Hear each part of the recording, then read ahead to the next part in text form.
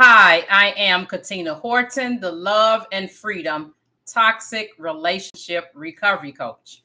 And today's Bible teaching is entitled 6 Reasons Why You Won't Set Boundaries, Part 4. Before I get into the Bible teaching, I just want to remind you that we do what? We wear a tie so we can make an impact, right? That means we're analyzing, we are troubleshooting, we're implementing and empowering, right? The women in our homes, communities, and around the world, right? And then we're empowering them what? They are impacted, right? And so the women around the world are impacting what? Other women around the world, right? And the easiest and quickest way for you to do that is to simply share the message. If you can hit the like button and then share the message with someone else who would in turn find this message to be of value to them, right? And so without further ado, I want to just get right on into the message. The sixth reason why you won't set boundaries is because you don't value your soul. Our souls are composed of the mind, will, and emotions. And having your will controlled by somebody else means what? You then become out of control, right? You are taken over by demonic spirits if you are not careful. And when we're in relationship with other individuals, right, their undealt brokenness and or unresolved trauma becomes a problem for us. And or, right, if they are healthy and they are deeply connected to other individuals who have undealt with brokenness, unresolved trauma, right? Then our mind, will, and emotions, right? That's what the soul is composed of. They are filled with unresolved trauma, fear, manipulation, insecurities, and rebellion that belongs to that person's spirit and their soul, right? That's all in their DNA. We end up becoming what? Bait for all of this to take place if we are not careful, right?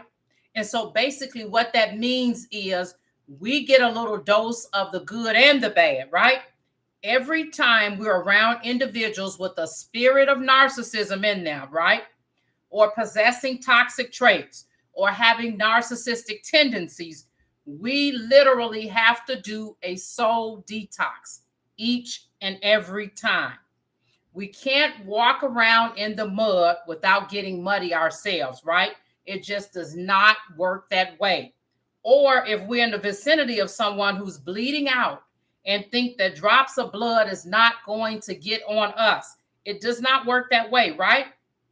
David and Jonathan were both what? Soul tied with one another. Jonathan was healthy, but his soul was tied to his dad, and his dad was Saul. It was tied to his dad through fear, manipulation, and evil familiar spirits. And because David was so tied to Jonathan and he served Saul in the roles of a spiritual son, right? An employee, a warrior, right? An emotional pacifier, a music enthusiast, on and on and on. He was also soul tied to Saul. So you got David soul tied to Jonathan, Jonathan Saul's son, and you got David soul tied to Saul, right?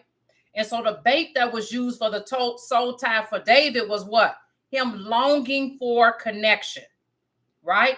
And whenever, remember we talked about this before, whenever there's a lust for, and we go and take something for ourselves that was not God ordained, right? A lust for leads to a took for leads to a soul tie door.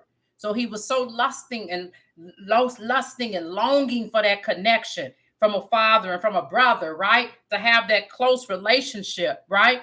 That he ended up doing what? Being soul tied to David. And part of that soul tie from to Saul, rather. David ended up being soul tied to Saul. And then part of that connection with Saul actually was also where? Inside of Jonathan. We can't ignore that, right?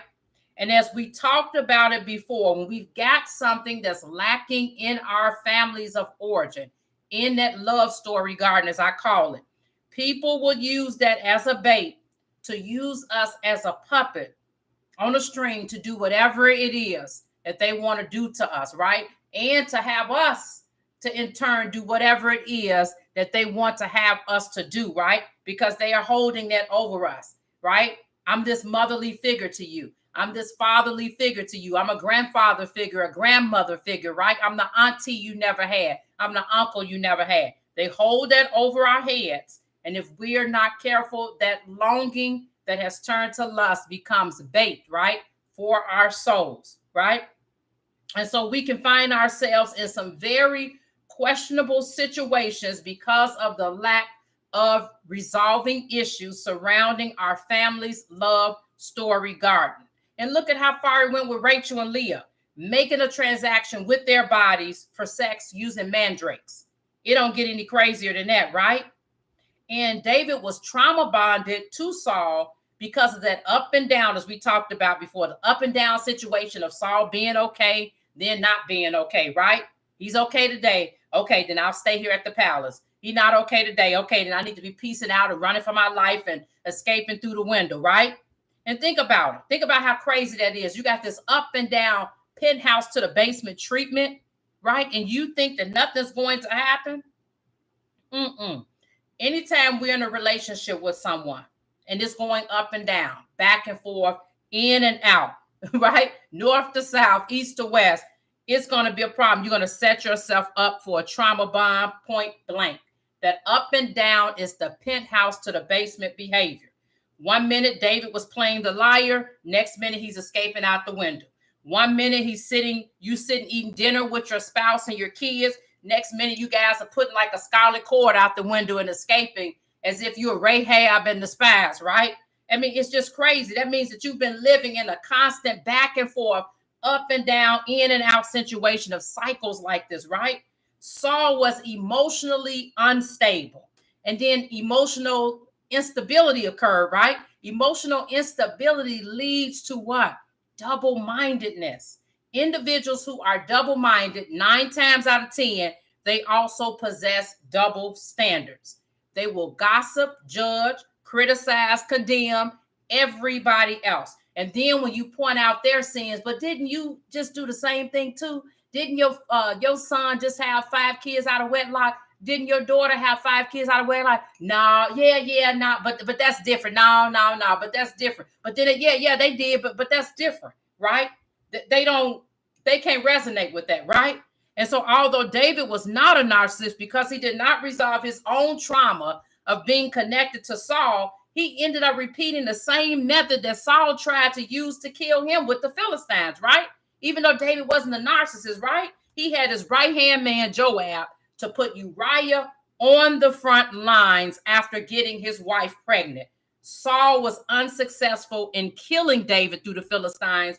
David was successful in having Joab killed by having Uriah killed, rather, by having Joab to put him on the front lines so the enemy would get him, right?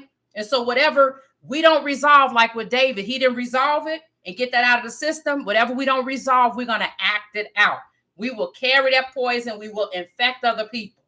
That's when you have Absalom trying to kill David and take over his throne. David's son Absalom thought it was okay to have his brothers and servants to kill Amnon. It does not get any crazier than that, right? Acting like he was God himself. He used the same words that God used with Joshua, telling him not to be afraid or discouraged. If that's not narcissistic, I don't know what is. All righty. And so what I'm going to do is do part 5 of this message on Monday of next week. Remember, you are enough. Reclaim your power, soul, and identity, and reclaim the power, soul, and identity of your calling. Grab your keys to the kingdom and get your inheritance. Until next time, be blessed.